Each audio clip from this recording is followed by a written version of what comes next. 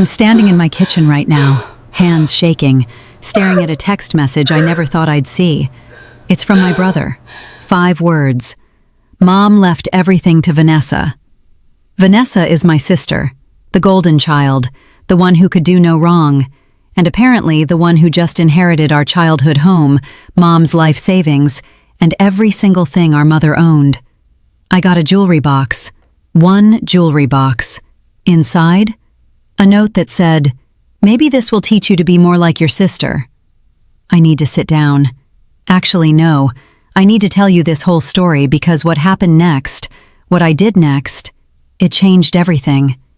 But first, let me take you back to where this all started, back to when I was 8 years old, and I first realized that in my family, love had conditions. It was a Tuesday afternoon. I remember because Tuesdays were piano lesson days. Vanessa had just finished her recital piece, some complicated Chopin that made my mother's eyes well up with pride. I was next. I'd been practicing for weeks, this simple little Mozart sonata. Nothing fancy, just something I thought was pretty. I sat down at the bench, positioned my fingers, and started to play. Halfway through, I hit a wrong note. Just one. My mother's hand came down on the piano keys, a jarring crash of sound. "Again," she said. Her voice was ice. I started over. Another mistake. Different spot. "Again." This time her voice was louder. By the 5th attempt, I was crying. My fingers wouldn't cooperate. The notes blurred together. Vanessa stood in the doorway watching, her face expressionless. "Why can't you be more like your sister?" Mom's words cut through my sobs. "She practices, she tries, she makes me proud." I was 8 years old, and I learned right then that trying wasn't enough. Being good wasn't enough. I had to be perfect. I had to be Vanessa. Except I could never be Vanessa, and I spent the next 24 years proving it. Fast forward to last month. I'm 32 now. Vanessa is 29. Our mother had been sick for 6 months, stage 4 pancreatic cancer. The doctors gave her maybe 3 months back in November. She made it to February. Those last weeks, I took leave from my job. I'm a social worker. I help kids in foster care navigate the system, find safe homes, build better lives. It's hard work, emotionally draining. The pay is terrible, but it matters. At least, it matters to me. My mother never understood it. "You could have been a lawyer," she'd say. "You had the grades, the potential, but you chose to throw it away on charity work." Vanessa, meanwhile, is a pharmaceutical sales rep. She makes 6 figures, drives a BMW, wears designer clothes, and our mother worshipped the ground she walked on. When Mom got diagnosed, Vanessa visited twice in 6 months. She lived 40 minutes away. I lived 3 hours away, and I was there every single weekend. Sometimes during the week, too. I'd drive down after work on Friday, spend Saturday and Sunday caring for her, then drive back Sunday night to start my week again. I fed her when she couldn't hold a fork. I changed her sheets when she was too weak to get up. I sat with her through the pain, through the fear, through the long, dark nights when death felt close enough to touch. Vanessa sent flowers, expensive arrangements from that fancy florist downtown. She'd call every few weeks, these brief conversations where she'd say things like, "I'm so busy with the new product launch, but I'm thinking of you guys." Mom would light up when Vanessa called. "She's so successful," she'd tell the nurses. "Such a busy career. I'm so proud." I'd be standing right there, exhausted, wearing the same clothes I'd worn yesterday because I'd been too busy caring for her to do laundry, and it was like I didn't exist. The last lucid conversation I had with my mother was 4 days before she died.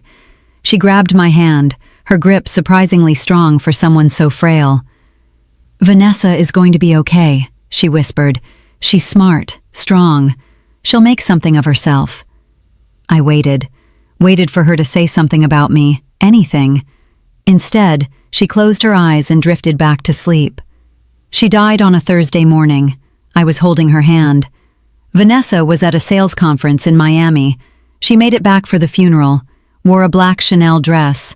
Everyone commented on how elegant she looked, how well she was holding up. I wore a dress I'd bought at Target 3 years ago.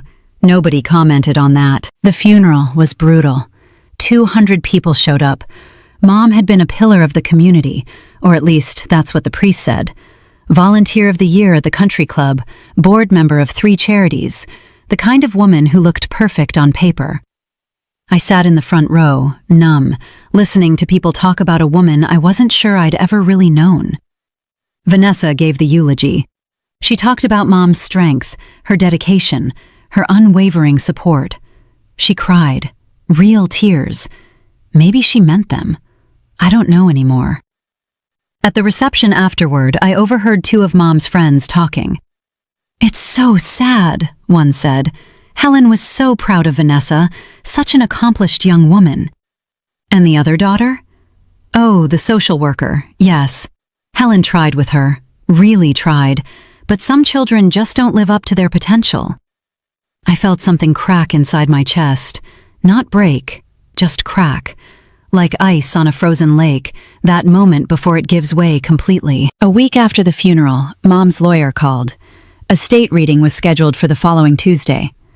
"Both daughters need to be present," he said. His voice was carefully neutral. I should have known then. Should have sensed it. But I was still in shock, still processing, still trying to figure out how to feel about losing a mother who never really saw me. Vanessa and I hadn't spoken since the funeral. We'd never been close. Hard to be close to someone who spent your entire childhood being held up as everything you weren't. But we were civil, polite. We could sit in a lawyer's office together for an hour. How bad could it be? The lawyer's office was downtown. Mahogany furniture, leather chairs, the kind of place that smelled like old money and expensive cigars. Vanessa arrived 10 minutes late, wearing a cream-colored pantsuit that probably cost more than my monthly rent. She hugged me, brief, perfunctory. We sat on opposite sides of the room. The lawyer, Mr. Peterson, was probably 60, gray hair, kind eyes, the kind of man who'd seen every family drama imaginable and learned not to react. He opened a folder, cleared his throat. "Ladies, thank you for coming. I'll get right to it. Your mother's will is straightforward." He pulled out a document, several pages. I caught a glimpse of my mother's signature at the bottom, that spiky, aggressive signature she'd always had. The house, located at 247 Maple Drive, including all furnishings and contents, is bequeathed to Vanessa Marie Crawford. My heart stopped. The house, our childhood home, 4 bedrooms, 2 acres, worth at least $500,000. Vanessa's face remained calm, like she'd expected this. The investment portfolio, currently valued at approximately $320,000, is also bequeathed to Vanessa Marie Crawford. $320,000. I'd spent 6 months sleeping on a hospital cot. Vanessa sent flowers. The vehicle, a 2022 Mercedes sedan, is bequeathed to Vanessa Marie Crawford. I couldn't breathe. The room was closing in. Mr. Peterson paused, looked at me. Something in his eyes. Pity? Discomfort? "To Rebecca Ann Crawford, I leave my jewelry box and its contents, along with this note." He handed me an envelope, heavy cream stationery, my mother's handwriting. I opened it with shaking hands. Inside, a single sheet of paper. "Rebecca, I'm leaving you this jewelry box in the hope that you'll finally understand what real value looks like. Your sister worked hard for her success. You chose an easy path, helping people who can't help themselves. Maybe this will teach you to be more like Vanessa. Maybe you'll finally make something of yourself. If not, at least you'll have some pretty things to look at while you waste your life. Love, Mom." I read it twice, then a third time. The words didn't change. Vanessa was watching me. "What does it say?" she asked. Her voice was curious, not concerned, curious. I handed her the note, watched her face as she read it. She smiled, actually smiled, a small, satisfied curve of her lips. "Well," she said, "Mom always did know best." Something inside me snapped, not cracked, snapped. 24 years of second place, 24 years of not being enough, 24 years of watching my sister be everything I wasn't. And this was my reward for 6 months of sacrifice, a jewelry box and a note telling me I'd wasted my life. "Is that everything?" My voice sounded strange, distant. Mr. Peterson nodded slowly. I'm afraid so. The will is clear, no ambiguities. Your mother had it updated just 3 weeks before her death. 3 weeks. Right around the time I'd taken leave from work to care for her full time. Right around the time I'd been sleeping 4 hours a night, making sure she was comfortable, making sure she wasn't afraid. She'd been lucid enough to update her will, lucid enough to write that note, lucid enough to make absolutely sure I understood exactly how little I meant to her. I stood up. The leather chair made a sound, final, definitive. Thank you, Mr. Peterson. Rebecca, I know this is difficult. He looked genuinely pained. If you want to contest... No. The word came out sharp, clean. No, this is what she wanted. She made that very clear. I walked out, left the jewelry box sitting on the chair, left Vanessa smiling in that expensive suit, left all of it behind. I made it to my car before I started shaking. Not crying, just shaking. My whole body vibrating with something I couldn't name. Rage? Grief? Relief that it was finally definitively over? I sat in that parking lot for an hour, maybe 2. Watched people come and go. Lawyers in suits, clients with folders, everyone moving through their normal Tuesday while my world rearranged itself into something I didn't recognize. My phone rang. Vanessa. I let it go to voicemail. She called again, and again. Finally, I answered. What? You forgot the jewelry box. Her voice was light, almost cheerful. I don't want it. Don't be dramatic, Rebecca. There's some nice pieces in there. That pearl necklace Grandma gave Mom? That's worth at least $2,000. Keep it. I'm trying to be nice here. No, you're not. The words came out before I could stop them. You're gloating. You won. Congratulations. You were always the favorite. Now you have the paperwork to prove it. Silence on the other end. Then quietly, I didn't ask for this. Didn't you? Didn't you spend our entire childhood making sure you were exactly what she wanted? Perfect grades, perfect career, perfect everything. That's not fair. Fair? I laughed. It sounded wrong, brittle. You want to talk about fair? I gave up 6 months of my life. I held her hand while she died. You were in Miami at a sales conference, and she left you everything. So tell me, Vanessa, what exactly is fair? Another silence, longer this time. She was proud of me, Vanessa said finally. I worked hard. I worked hard too, just at something she didn't value. That was your choice. And there it was, the truth we'd both been dancing around for years. I'd chosen wrong, chosen a career that helped people instead of making money, chosen compassion over success. And in my mother's eyes, in Vanessa's eyes, that made me less than. You're right, I said. It was my choice, and I'd make the same choice again. I hung up, turned off my phone, drove home. Home was a small apartment 40 minutes outside the city, 1 bedroom, old building. The heat was inconsistent, the neighbors were loud, but it was mine. I'd earned it. Every stick of furniture, every dish in the cabinet. Nobody had given me anything. I'd built this life myself, and for the first time in 24 years, I felt something close to pride. I didn't sleep that night. I sat on my couch, still wearing the clothes I'd worn to the lawyer's office, thinking about everything.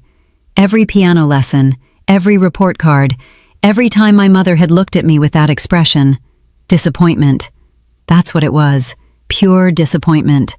I disappointed her by being born first, by not being naturally perfect like Vanessa, by choosing to care about things that didn't translate to dollar signs. At 3 a.m, I made a decision. I was done. Done trying to earn love that would never come. Done comparing myself to Vanessa. Done letting my mother's voice live in my head, telling me I wasn't enough.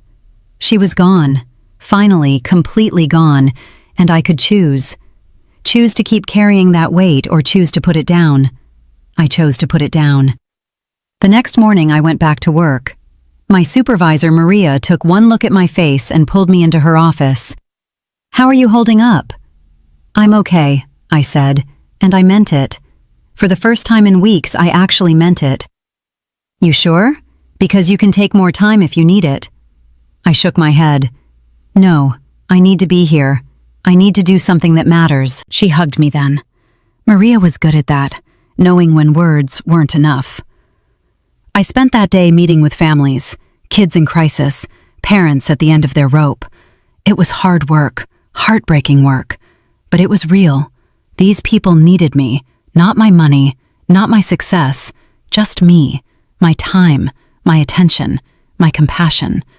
Things my mother never valued, things that turned out to be the only things that actually mattered. That evening, I got an email from Vanessa. Subject line, "We need to talk." I almost deleted it, but something made me open it. "Rebecca, I know you're angry, I get it, but Mom's decision wasn't personal. She just wanted to make sure her assets went to someone who would manage them properly. You work in social services. You barely make ends meet. She was trying to protect her legacy. Try to see it from her perspective. Also, I'm having the locks changed on the house next week. If there's anything inside you want, let me know. I'll box it up for you. Vanessa." I read it 3 times. Each time, I felt less. Not more angry, just less. Less connected, less invested, less willing to engage. She didn't get it. Maybe she never would. My mother hadn't left me out of the will to protect her legacy. She'd done it to punish me. One final statement about my worth. One final reminder that I'd never measured up. But here's the thing I realized, sitting there reading Vanessa's email. It didn't matter anymore. My mother's opinion, Vanessa's opinion, none of it mattered. Because the life I'd built, the work I did, the people I helped, that was real. That was valuable, whether they saw it or not. I closed my laptop, made myself dinner, grilled cheese and tomato soup. Simple, comforting, the kind of meal my mother would have called pedestrian. I ate slowly, tasted every bite, and I felt something I hadn't felt in years. Peace. 2 weeks passed. I didn't respond to Vanessa's email. I didn't call. I didn't text. I went to work. I came home. I lived my life. And slowly, something interesting started to happen. Without my mother's voice constantly telling me I wasn't enough, I started to see myself differently. Not through her eyes, through my own. I looked at my apartment, really looked at it. Yes, it was small. Yes, the heat was inconsistent, but I decorated it myself. That painting above the couch? I'd bought it from a local artist at a street fair. The bookshelf? I'd built it from scratch, watching YouTube tutorials until I got it right. The plants on the windowsill? I'd kept them alive for 3 years. Small things, insignificant things by my mother's standards, but they were mine. Evidence of a life I'd created without anyone's help or approval. I looked at my job, really looked at it. Last month, I'd helped place a 15-year-old girl named Jasmine with a foster family. She'd been in 7 homes in 3 years. 7. Each one worse than the last. She was angry, defensive, convinced that nobody wanted her. I'd spent weeks building trust, taking her for coffee, listening, really listening, not trying to fix her, just being present. When I finally found the Johnsons, a couple who'd been through their own trauma and came out stronger, I knew it was right. Jasmine had been with them for 6 weeks now. She was going to school regularly, smiling more, starting to believe that maybe, just maybe, she was worth loving. My mother would have called that a small victory, insignificant, one girl in a broken system.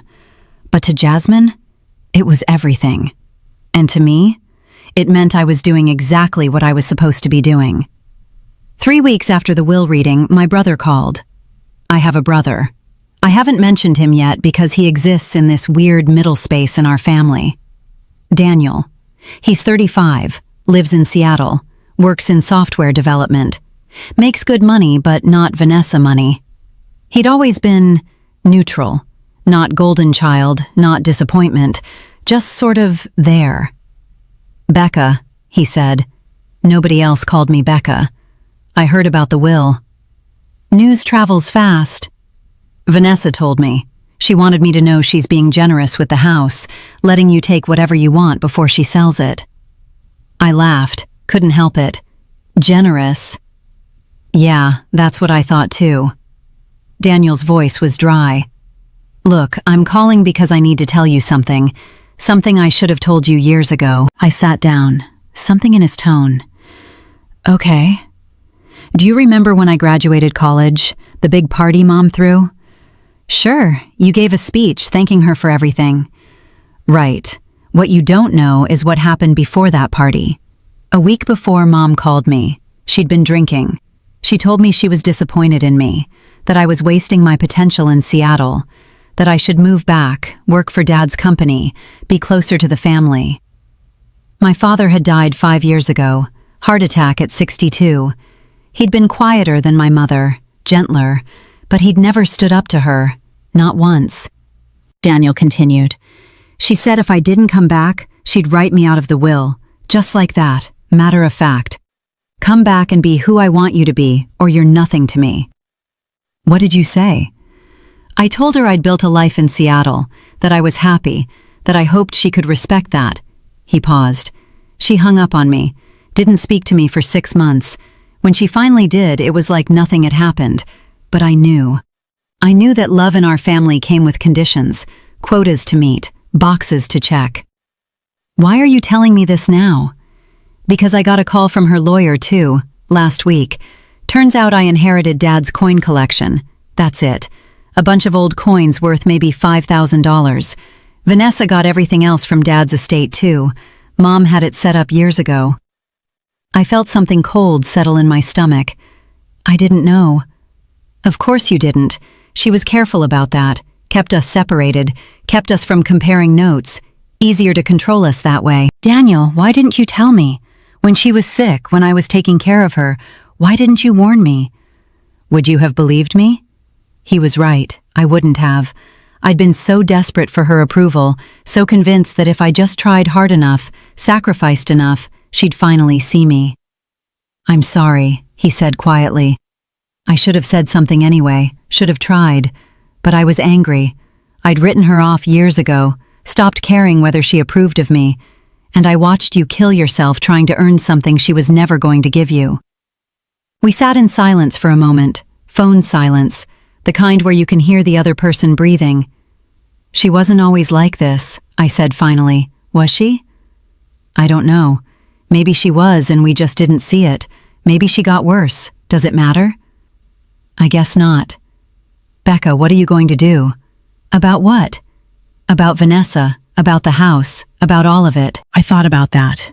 Really thought about it. Nothing, I said. What do you mean, nothing? I mean, I'm not going to fight her. I'm not going to contest the will. I'm not going to beg for scraps from a house I never want to set foot in again.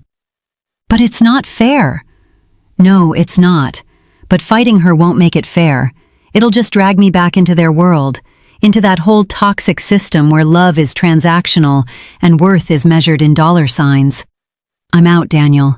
Finally, completely out. Good, he said, and I could hear the smile in his voice. Good for you. What about you? Are you going to fight it? For a coin collection? No, but I did do something else. What? I donated it, the whole thing, to a nonprofit in Seattle that helps homeless youth. Wrote Mom's name on the donation. Figured she'd hate that. I laughed, really laughed, for the first time since the funeral. She would have absolutely hated that. Yeah, felt good though. Felt like taking back some power. She tried to use money to control us even from the grave, but money only has the power we give it. He was right. After we hung up, I sat there thinking about power, about control, about the invisible chains my mother had wrapped around all of us. Daniel had broken free years ago. I was just now figuring out how. And Vanessa? Vanessa was still wrapped up tight, still performing, still being exactly what our mother had wanted, even though our mother was dead. That night, I dreamed about the house. Not a nightmare exactly, more like a memory. I was 12. It was summer. Vanessa and I were in the backyard, that huge backyard with the oak tree and the swing set. She was reading, some advanced textbook for a class she'd be taking in the fall. Always getting ahead, always preparing, always perfect. I was lying in the grass, watching clouds. You should be studying, Vanessa said without looking up. It's summer. So? Mom says smart people don't take breaks. Mom says a lot of things. Vanessa looked at me then. Really looked at me. And for just a second, I saw something in her face. Not smugness, not superiority. Exhaustion. Don't you ever get tired? I asked. Of what? Of trying so hard, of being perfect all the time. She looked back at her book. You don't understand. You've never understood. Try me. Being perfect isn't trying, Rebecca. It's survival. And she wouldn't say anything else, just kept reading while I watched the clouds drift by, already knowing somehow that we were on different paths, that maybe we'd always been on different paths. I woke up from that dream at 4 a.m, my face wet with tears. Not sad tears, grief tears, grieving for both of us, for the sisters we could have been if our mother hadn't made us competitors, if love hadn't been a limited resource we had to fight for. The next day was Saturday.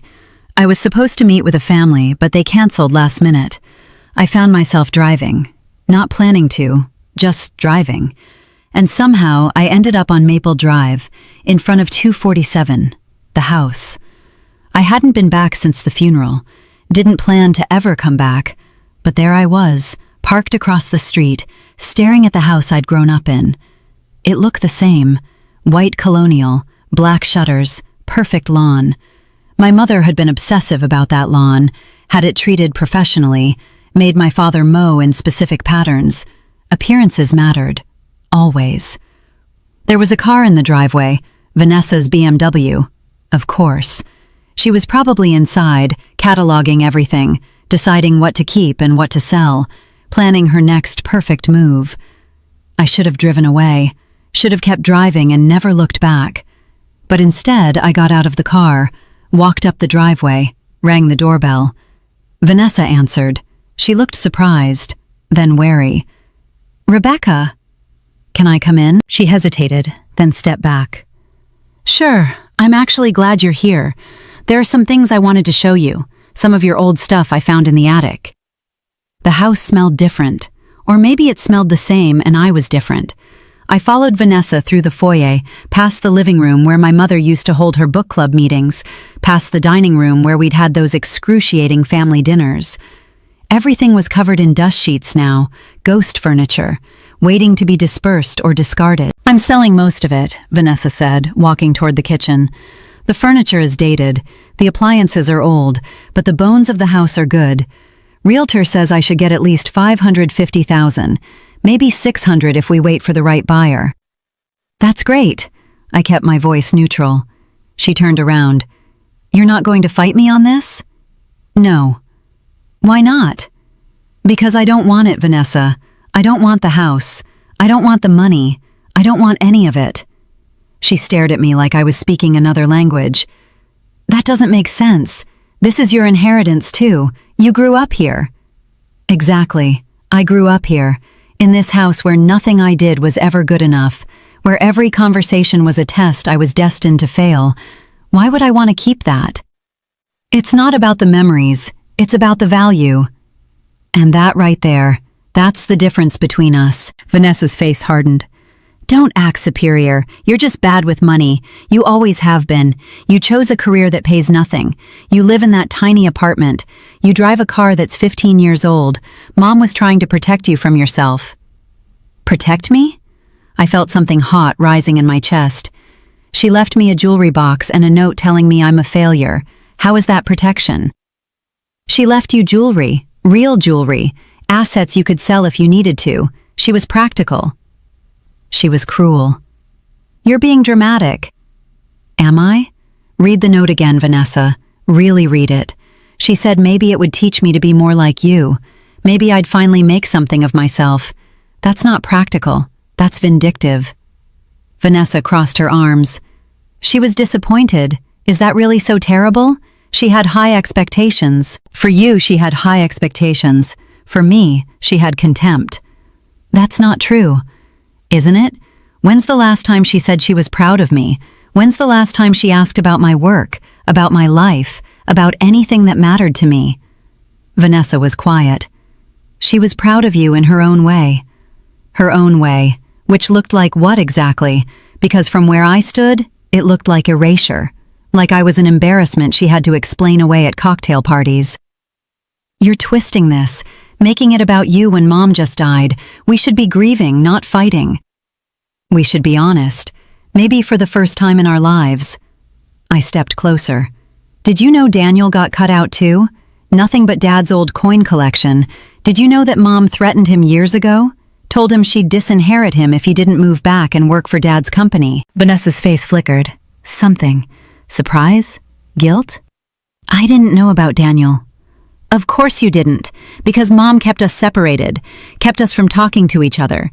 Easier to control us that way, easier to make each of us think we were the only one who wasn't measuring up. I measured up. Did you? Or did you just break yourself into the shape she wanted? Did you ever even ask yourself what you wanted? What would make you happy? I am happy, but her voice wavered, just slightly.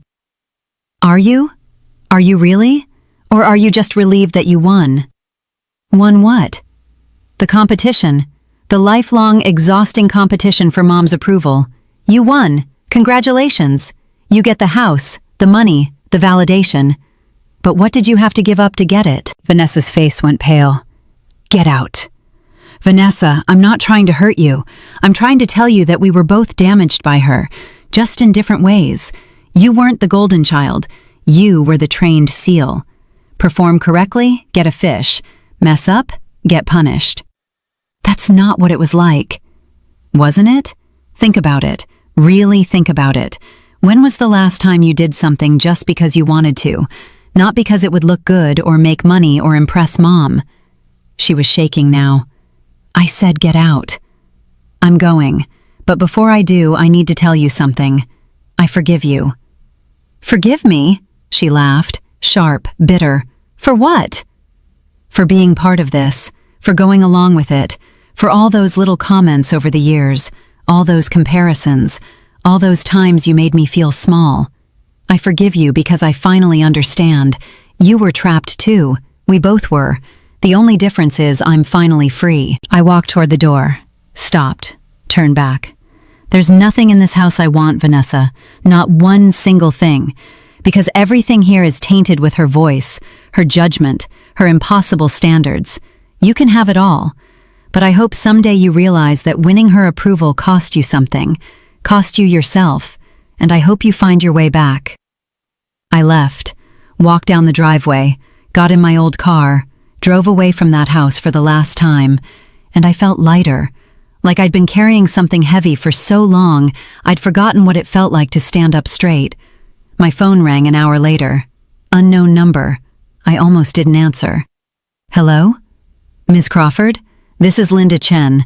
I'm a reporter with the Boston Chronicle. My stomach dropped. How did you get this number? I'm working on a story about family wealth, inheritance disputes, elder manipulation. Your mother's estate has come across my desk. Would you be willing to talk? Who told you about my mother's estate? I can't reveal my sources, but I have documentation, the will, the note she left you. I'd like to hear your side of the story. I pulled over, hands shaking. How did you get the note? Like I said, I can't reveal sources, but this is a story worth telling, Ms. Crawford. Families like yours, where wealth is used as a weapon, where children are pitted against each other, the public deserves to know. The public doesn't deserve to know anything about my private family business. With all due respect, when estate documents become public record, when there's a pattern of financial abuse, it becomes a matter of public interest. I'm not interested in being part of your story. I'm running it either way, with or without your input. I thought you'd want the chance to tell your side. I hung up. Sat there on the side of the road, heart racing. Someone had leaked information to a reporter. Who? The lawyer? No. Mr. Peterson seemed too professional. Daniel? No, he wouldn't. Which left... I called Vanessa. She answered on the first ring. What now? Did you talk to a reporter? Silence. Vanessa, did you talk to a reporter about Mom's will? I might have mentioned it to someone. At a dinner party. Just conversation. Who? Does it matter? People were curious about how Mom distributed her assets. I just explained. You just explained. You told a reporter that Mom left me nothing but a jewelry box and a cruel note. What did you think was going to happen? I didn't think she was a reporter. She said she worked in marketing. And you believed her? My voice was rising. What were you trying to do? Humiliate me publicly? Make sure everyone knows I'm the family disappointment? I was just talking, venting. She seemed sympathetic. To you? She seemed sympathetic to you. Did you tell her how you got everything? How Mom rewarded you for barely visiting while I spent 6 months taking care of her? That's not fair. None of this is fair, Vanessa.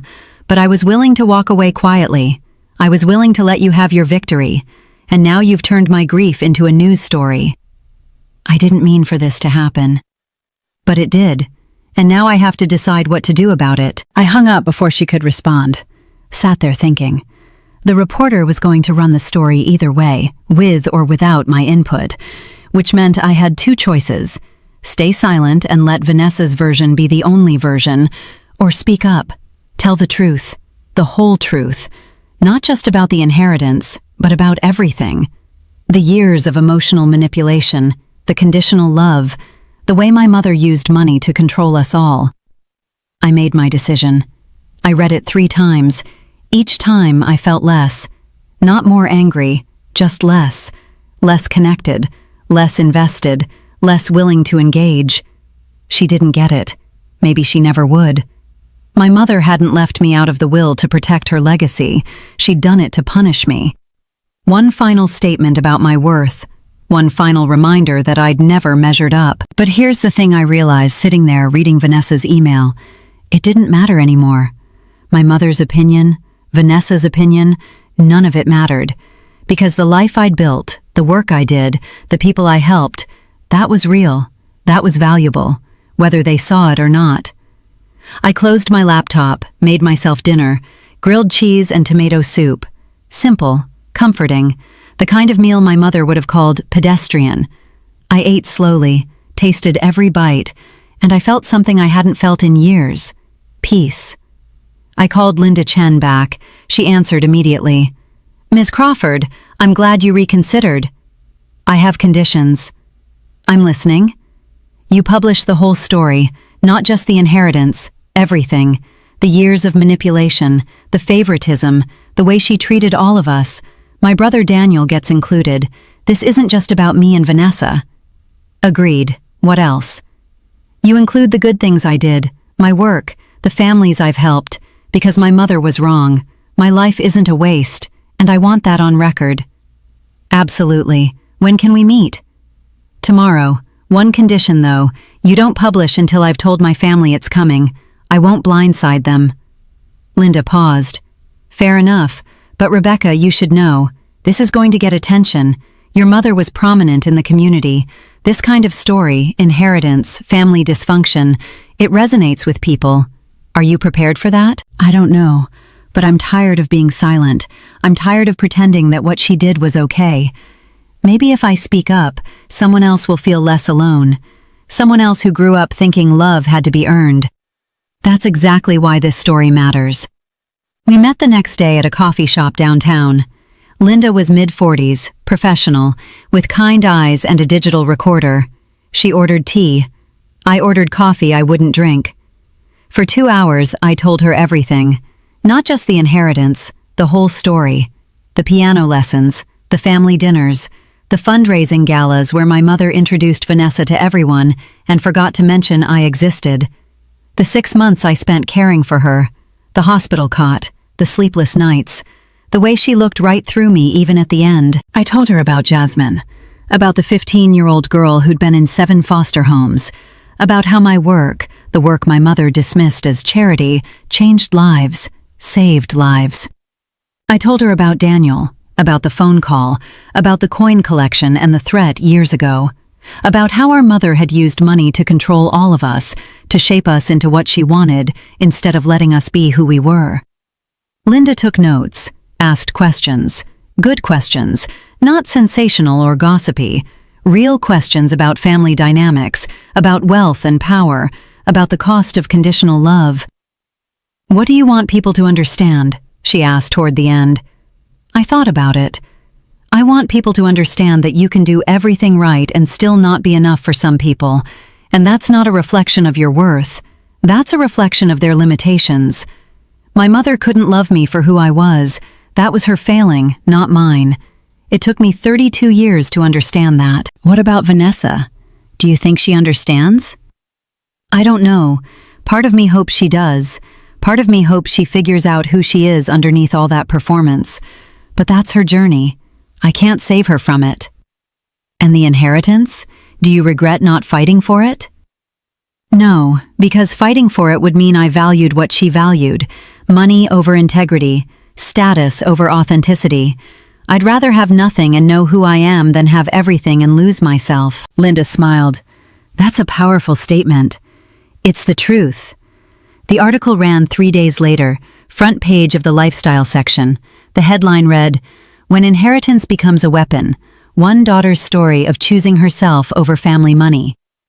Linda had done exactly what she promised. She'd told the whole story. My mother's prominence in the community, her charitable work that was more about appearances than actual compassion, the will, the note, the years of emotional manipulation.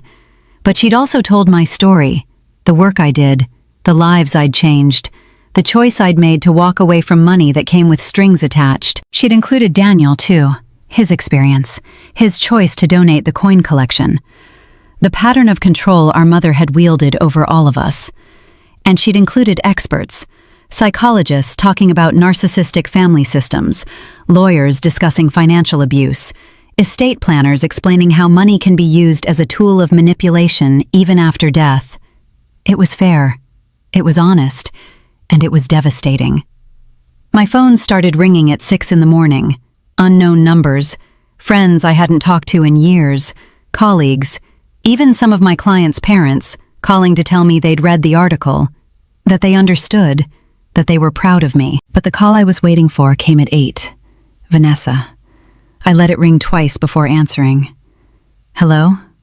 How could you? Her voice was shaking. Fury or tears, I couldn't tell. How could I what? Tell the truth? You made me look like a monster. You made Mom look like a monster. Everyone is calling me. Everyone has read it. Do you have any idea what you've done? I told my story, our story, the one you didn't want anyone to know. You had no right. I had every right. It's my life, my experience. You don't get to control the narrative anymore. The partners at my firm are asking questions. My boss wants to meet with me. You've jeopardized my career. Your career will be fine, Vanessa. You're good at what you do. But maybe now people will understand that success isn't just about money, that being the favorite doesn't mean being happy. You're jealous. You've always been jealous. I was. For years, I was desperately jealous of you. But not anymore, because I finally see the whole picture. You got the money, the approval, the inheritance. But what did you lose? When was the last time you felt free? When was the last time you made a choice just for yourself? Silence on the other end. I hate you, she said finally. Her voice was small, almost childlike. No, you don't. You hate that I'm not playing the game anymore. You hate that I've found a way out. And maybe, deep down, you hate that you're still trapped. I'm not trapped. Then prove it. Do something Mom wouldn't approve of. Make a choice that's just yours. Not strategic, not calculated, just yours. She hung up. I stood there holding the phone, hoping somewhere underneath all that anger, my words had landed. That maybe, someday, she'd find her way out too. The response to the article was overwhelming. Messages poured in from strangers, people sharing their own stories of difficult parents, toxic inheritances, families that used money as a weapon. Some people criticized me, called me ungrateful, said I should have kept family business private. But most people understood. They'd lived it too. Different details, same pattern. Love that came with conditions, approval that had to be earned, the exhausting performance of trying to be good enough for someone who would never be satisfied. My supervisor, Maria, called me into her office that afternoon. I thought I was in trouble, that the publicity had crossed some professional line. Instead, she hugged me. I'm proud of you, she said. What you did took courage. Or stupidity. Sometimes they're the same thing. She pulled back, looked at me seriously. You should know we've gotten calls, donors, people who read the article. They want to support our work. One woman pledged $50,000 specifically for our youth programs. She said your story reminded her why this work matters. I felt tears building. Really? Really. You reminded people that value isn't measured in bank accounts, that some of the most important work happens in the margins. With the kids nobody else wants to help. With the families everyone else has given up on. I just told the truth. And sometimes that's the most radical thing you can do. That evening, Daniel called. You did it, he said. You really did it. Are you angry? Angry? I'm celebrating. I've been fielding calls all day from relatives I haven't talked to in years. Apparently, I'm not the only one Mom threatened. Uncle Jim? She told him she'd cut him off if he didn't vote Republican.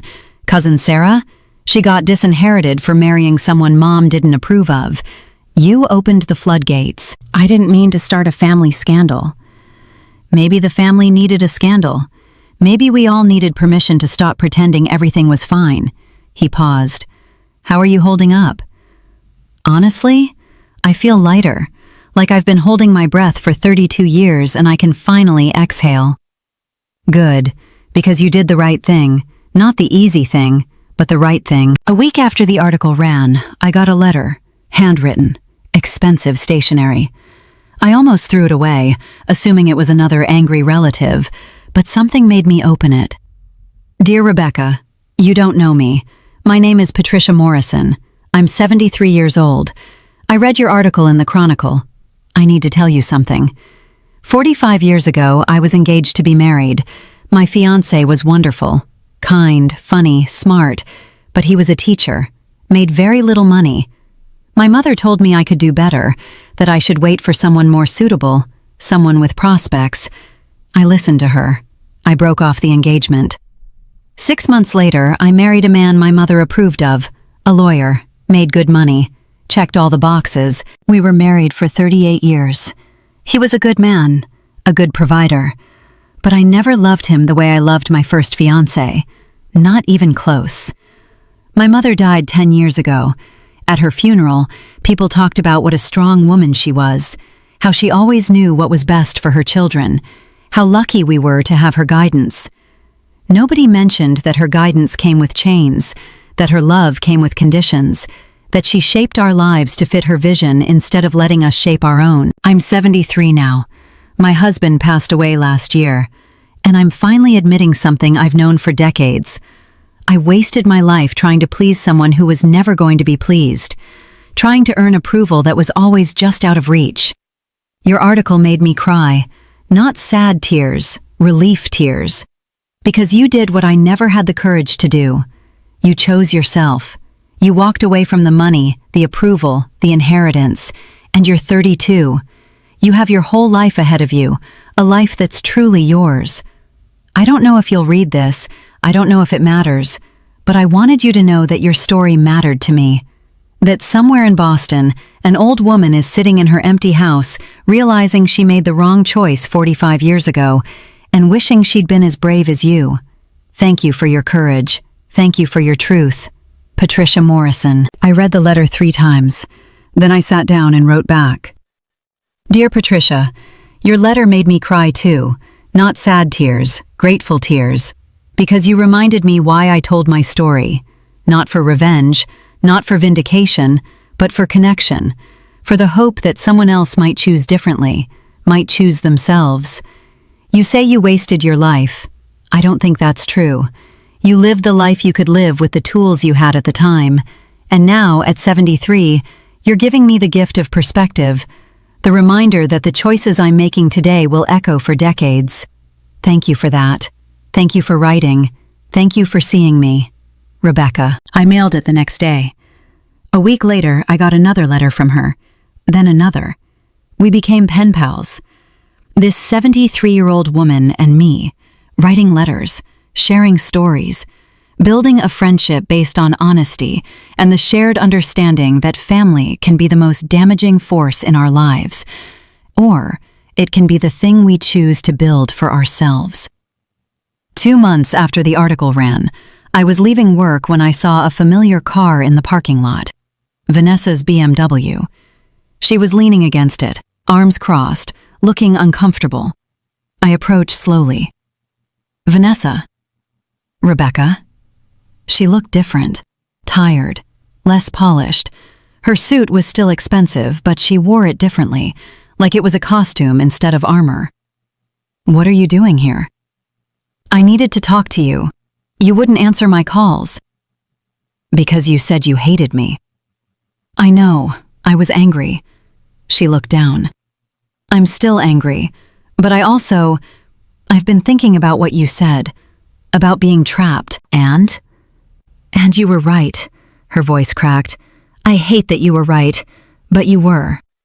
She pushed off the car, started pacing. After the article came out, after everyone was talking about it, I had this moment.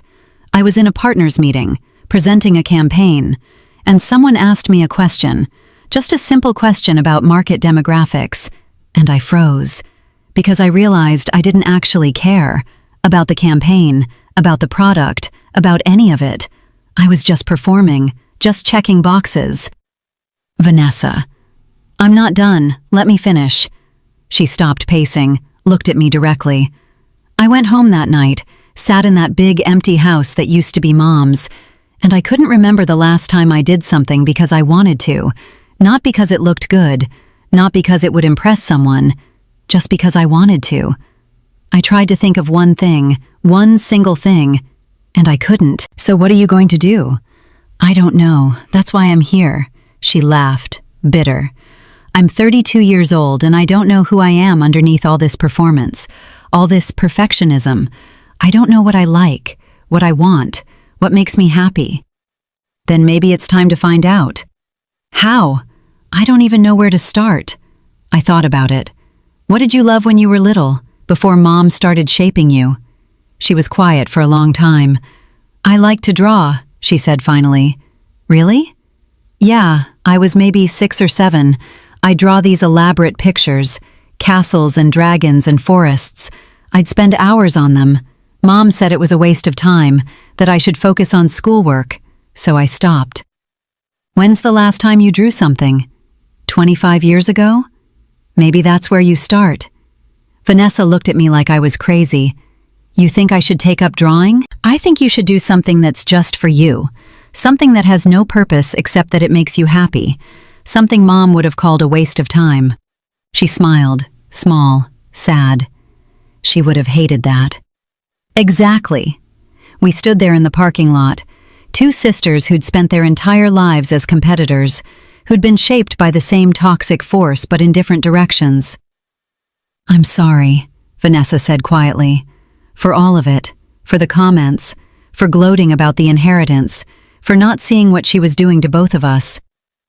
"I know. Can you forgive me?" "I already did. I told you that.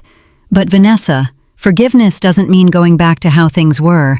It means acknowledging the past and choosing how we move forward." "What does that look like?" "I don't know. Maybe we start small. Maybe we have coffee sometimes. Maybe we learn how to be sisters instead of competitors. Maybe we build something new." She nodded slowly. "I'd like that. But you have to do the work. You have to figure out who you are. I can't do that for you." "I know." She took a breath. "The house. I'm selling it, like I said. But I want to split it with you, and Daniel, 3 ways. It's what should have happened in the first place." "Vanessa, you don't have to." "Yes, I do. Not because of the article, not because I'm trying to look good, because it's right. Mom was wrong. About so many things, but especially about you.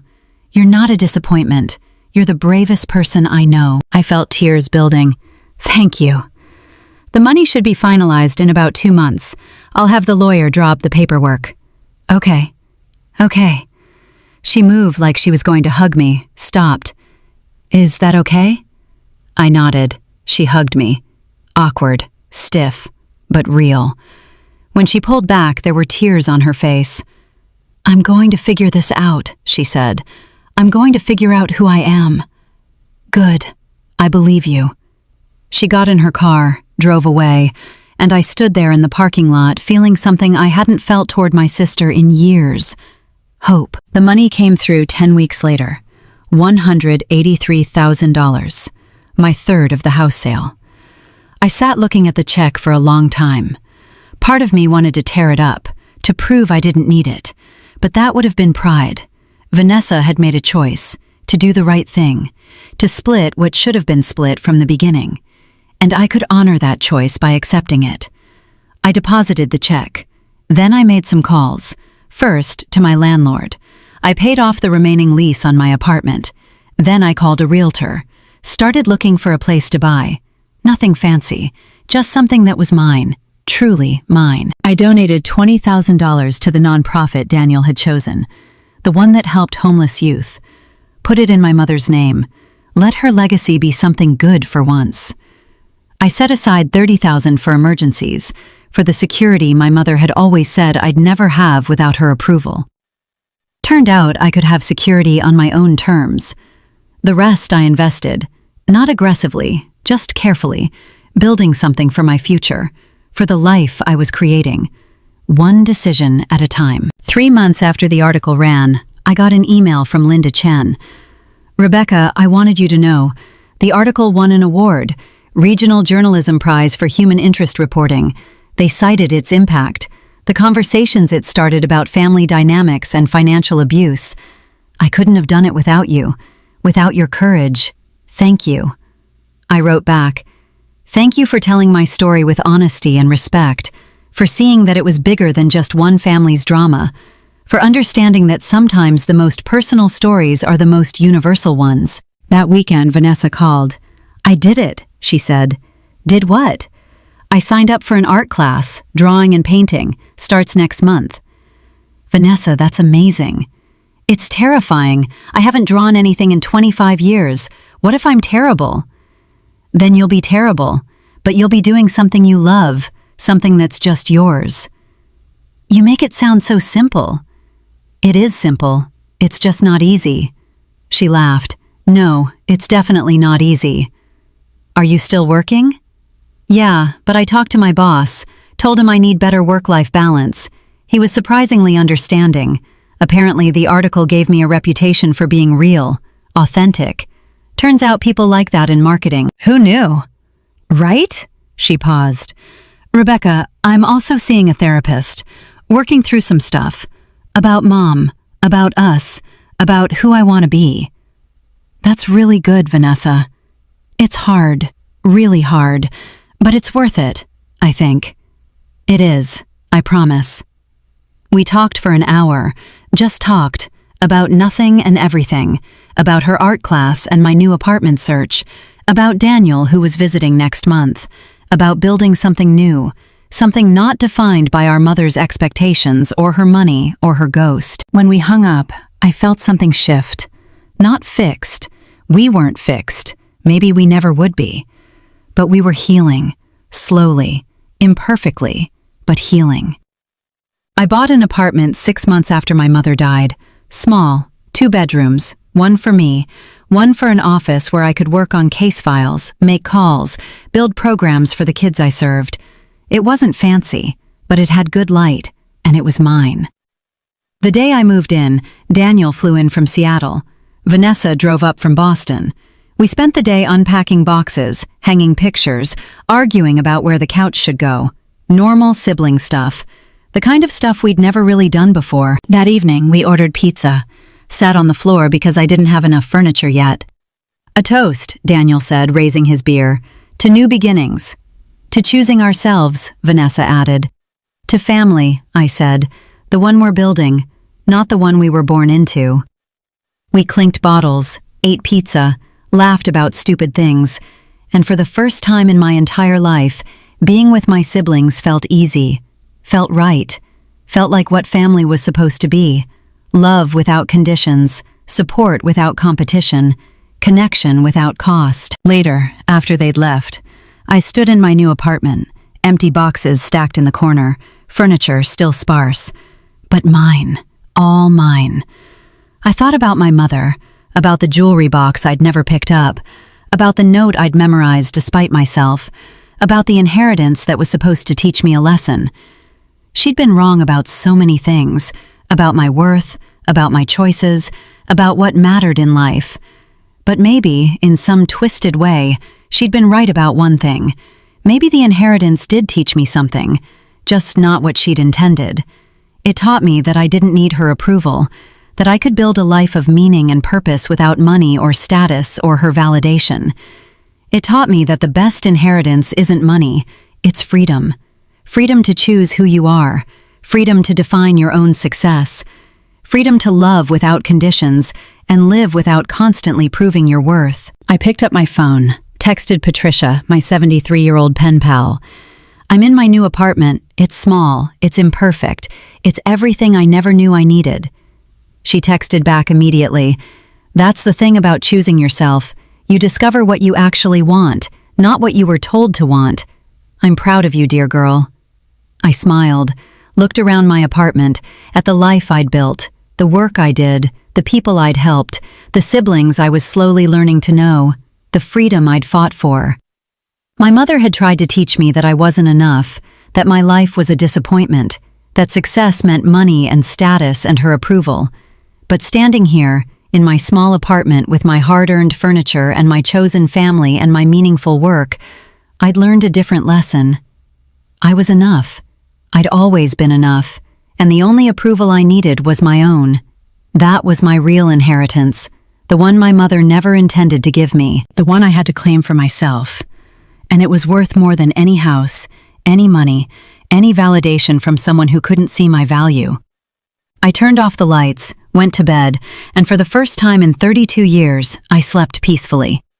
No ghosts, no regrets, just peace.